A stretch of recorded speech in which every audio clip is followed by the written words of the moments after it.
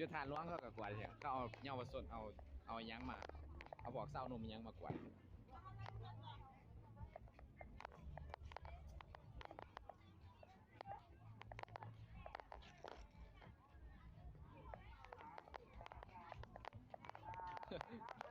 เอาพวกนั้นมันไปเถอะ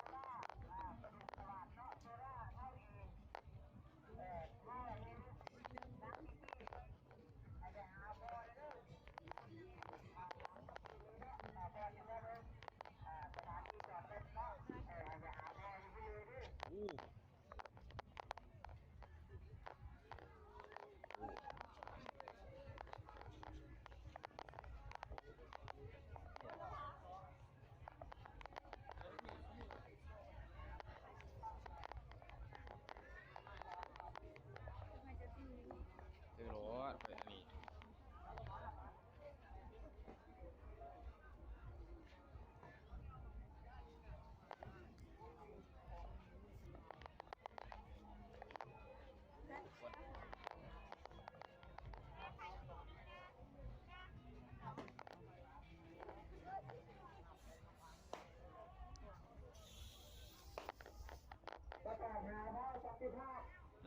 กดเสียกดเสีย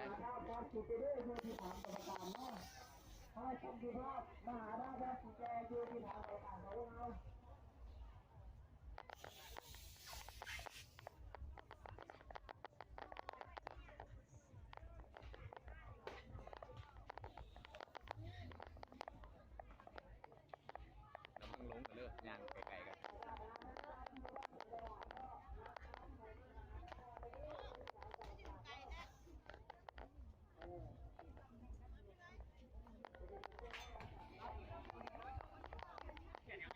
ไม่ใช่ครับพอแล้วไปยังไม่ดีจ้ะ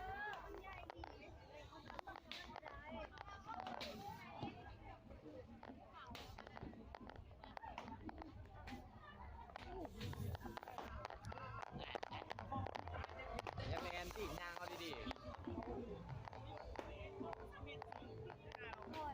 บอเก็บผ่านรวบ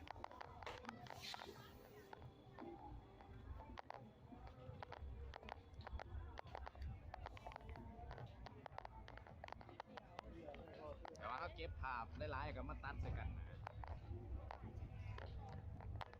สิอัพลง Facebook ไว้ว่านี่คือบรรยากาศของงานบุญทรงเครือทาวันจันทร์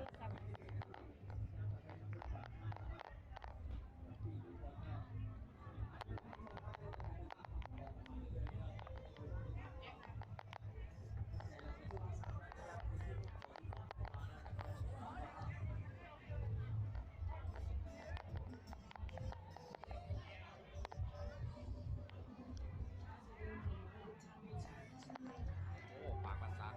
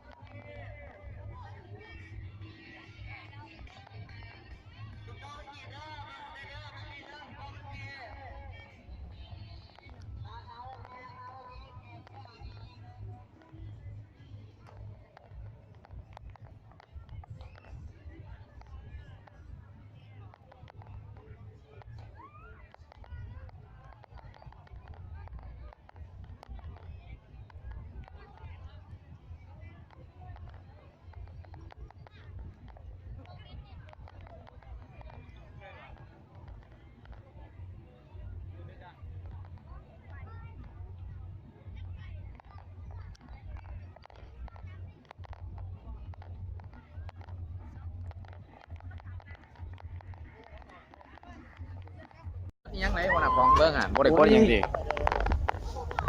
เบิ้งมันเป็นกดอ่ะบ่นี่ถือเลยรถบ่ต้องเฮ็ดยังน่ะยังว่าถือซื่อน่ะ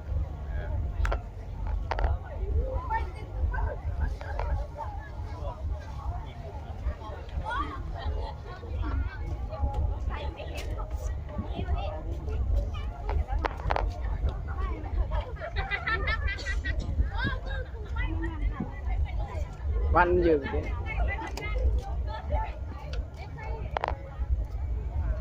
ที่น้องหาอยู่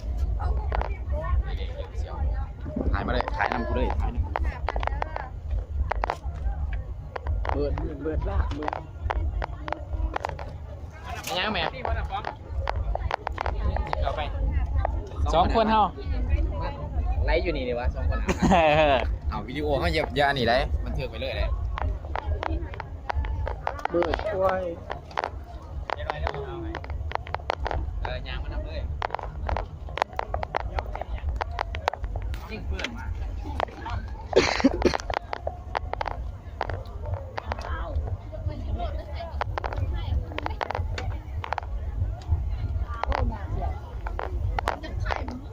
เจ้าข้างหน้าบอก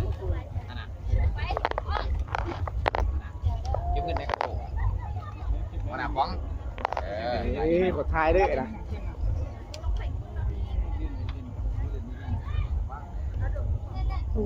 แต่กูไปหาโอ้เห็นผู้ใด ปิดเล่นบ่ปิดเล่นบ่ ยี่บอกกูของอยู่หันมีไผออกมาจะเกือ นี่เนาะปิดประตูเลยเพราะว่า9 โมงกูกันนะ9 โมงแล้ว น้ำมันกับเพื่อนรถตอกรถติดดีกระซิบ ใครเอามาพี่รอบนะ มึงมาก่อน9 โมง9 โมงมาฮะไหนรถมึงปล่อยแล้วแม่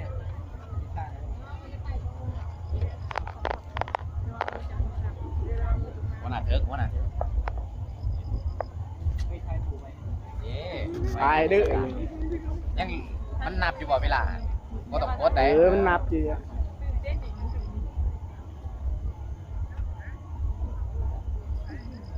ถ่ายไหนตอน เอ้า เรื่อง สุกแห้งก็แทบว่าควรจะไหน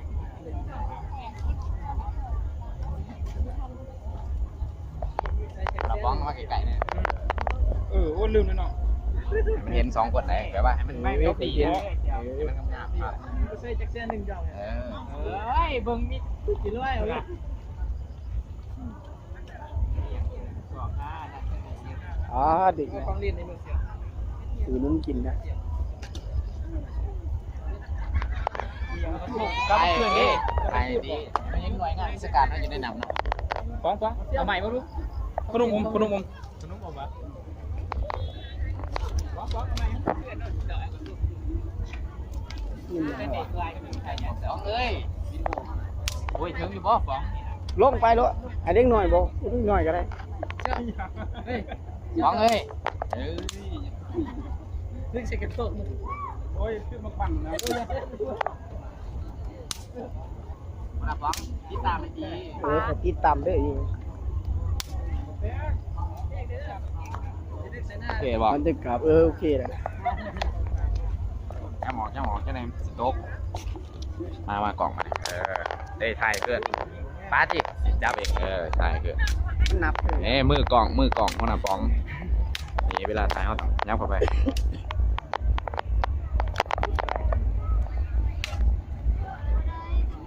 ตายมันเหมือดได้เนาะ เขาจะว่ามึง กล่องนั้นมันบ่อยากแก่มา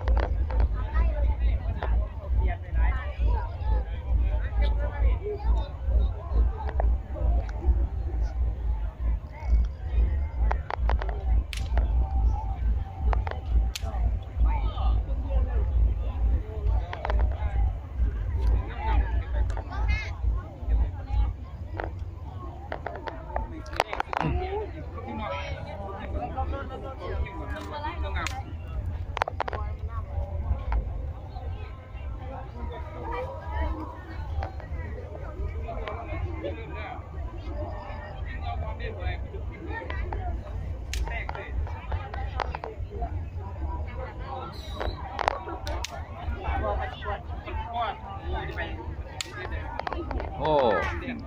โอ้โอ้ เสือฟ้อง รู้ป่ะ น้ำมันกิน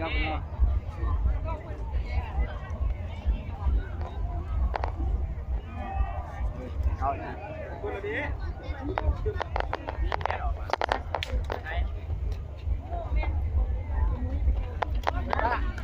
ทีมงาน3 คนเนาะยืนมันตัวดี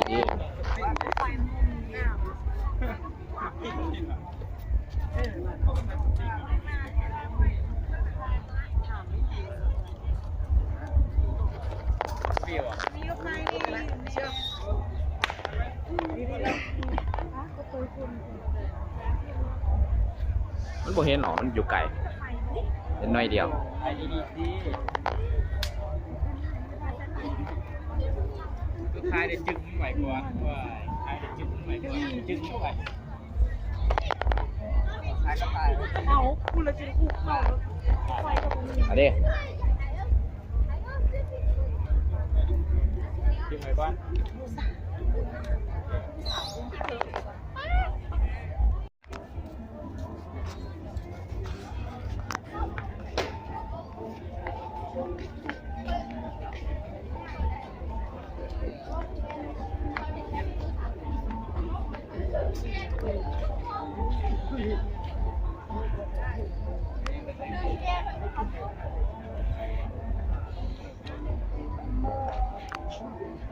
ฮะ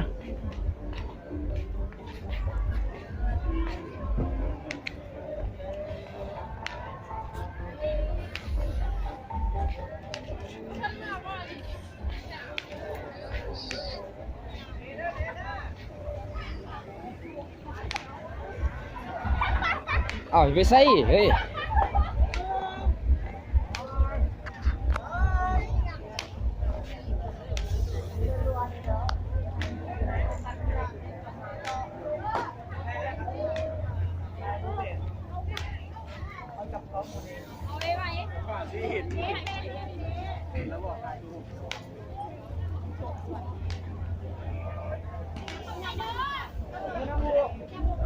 เท่าไหร่5,000เอา2 อันก็ได้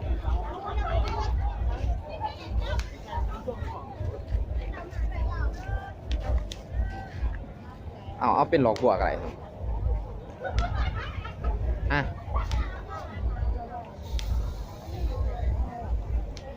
เอาเป็นหลอกบัวบูซ่ากันอะไรให้ไหมซื้อไปเลย